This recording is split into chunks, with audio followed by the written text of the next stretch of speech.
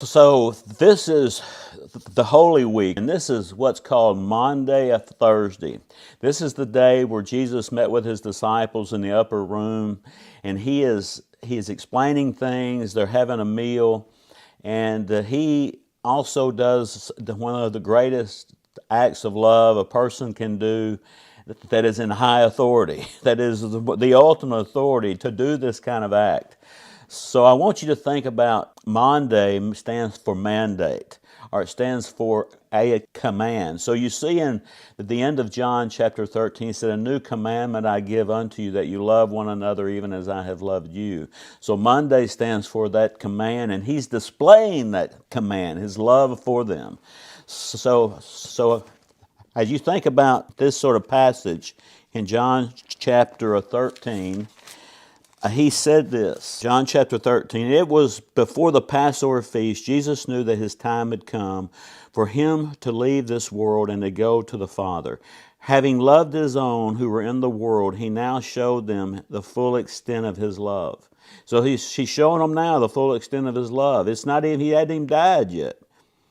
The evening meal was being served, and the devil had already prompted Judas Iscariot, the son of Simon, to betray Jesus. Jesus knew that the Father had put all things under his power. He knew he had the power. Nobody takes his life. The Father put all things under his power, and that he had come from God and was returning to his Father, returning. So he got up from the meal, took off his outer clothing, and he wrapped a towel around his waist. After that, he poured water into a basin and began to wash his disciples' feet, drying them with the towel that was wrapped around him. So this is to reflect on this passage, to what he's doing here. The King of Kings, the Lord of Lords, is laying down his life in such a way that he's washing his disciples' feet. This normally job done for the servant, done for the slave in the house. Although Jewish slaves did not have to do this. They could, but they did not have to. But here he is, the King of Kings, the ultimate authority in the world, the most powerful one of all time, and then still of all time, washing his disciples' feet. The ultimate act of humility. And this is just the first step, although I would say his ultimate expression of love is coming on Good Friday, where he lays down his life for his friends. So think of Maundy Thursday. You can reflect on God's love, how deep his love, and how humanity, he is a pedestrian. I mean, even some of the passages even would use that language as a pedestrian. He was a simple pedestrian laying down his life, and yet he was God. He was the King. He's the Creator. He's the lover. He's the Father. So as you reflect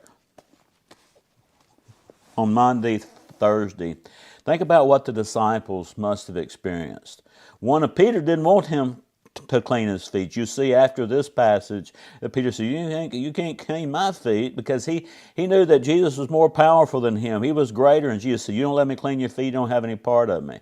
And so we see that we have to surrender to let Jesus to wash our feet, to be with us, and to live in loving union with him. That's my purpose for the next sort of video sessions I've been talking about. We need to learn to live in a loving union with Christ. So this is intimacy right here. Two people coming together, they're having intimacy. They're having a relationship of trust and vulnerability. But this is union.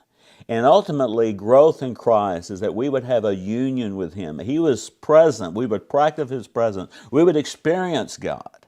We would experience his presence. Not just know about forgiveness, but experience his forgiveness. Not just know about his love, but experience his love. That's what we are doing. That's what my mission is the rest of my life, to help help people, all people, live in a loving union with Christ. So we're going to teach, though, how to do that. But this is Maundy Thursday. I pray that you're reflecting on Christ's love. He washed the disciples' feet. He went to the Garden of Gethsemane. That's coming. He's crying out, if there's any other way, God, take this cup from me, yet not my will, but yours be done. He laid down his life. The Father was pleased with him because he loved you so much, you individually. If it had only been you, and I know that may be hard to fathom, that God can love me as much as he loves his other sort of child or sibling, but that he does. So I pray that you understand Maundy Thursday.